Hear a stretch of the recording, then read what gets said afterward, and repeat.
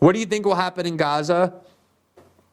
I think the tragedy of the Israeli-Palestine conflict is it just completely entrenched in the same patterns. Nothing ever changes.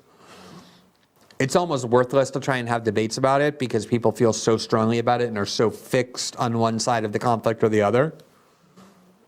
The Israelis are so dug in terms of the settlements in the West Bank that the only way you could ever have a two-state solution, which used to be the way out that Western liberals embraced as an excuse for supporting Israel while it did things that in any other context they would object to.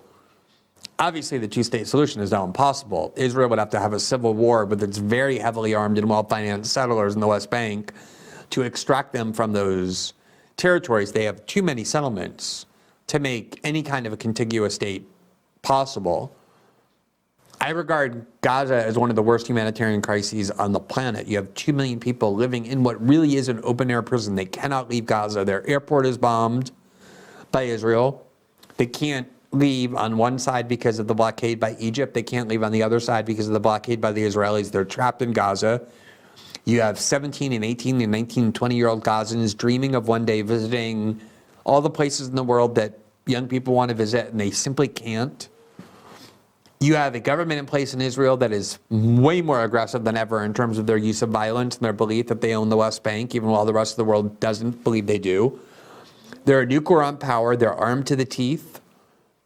In American politics, it's still virtually impossible to raise objections to the Israeli government. People are petrified of doing that because their careers have been ruined, and Israel is an extremely well-organized lobby in the United States, whereas the Palestinians are not. And it's just not in the interest of any country to pressure Israel to change that situation. And so I think Israel will continue to move into the West Bank. They will keep people in Gaza imprisoned in Gaza. Occasionally, there'll be people who object to particularly egregious acts of violence. But I don't see anything changing. It seems like these debates, people are tired of them because they go nowhere. And it's just tragic. It's tragic that you have these people who have been deprived of statehood for so long. And some people will say it's their fault. They should have accepted the Oslo Accords. They should have accepted under Yasser Arafat this great deal. Obviously, the Palestinians didn't see it that way and still don't. So, Israel is radically changing in terms of its demographics and its ideology. They're far more right-wing than ever before. That should mean they have fewer allies and less support in the West, but it doesn't mean that for all kinds of complex historical and financial reasons. The Israeli state seems to be very stable to me. It's not going anywhere. And the Palestinians are getting increasingly frustrated, and that always leads to these kinds of conflicts. But at the end of the day, Israel is much more powerful than Palestine. And probably there'll be another intifada, and a lot of people will die in it, and nothing will change still. It's just a very depressing topic because it seems very stagnant. And no matter what you do, no matter what you say, no matter how much you engage in activism or arguments around it, it doesn't change.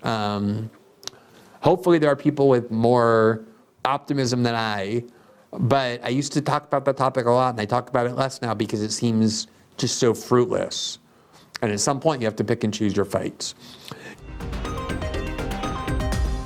The clip you just watched is from the live after show we do on Locals, exclusively for our local subscribers. The live after show airs every Tuesday and Thursday nights immediately following our live system update show on Rumble, which is freely available to everyone. To join our Locals community, simply click the join button under each video on our Rumble page or at the link below.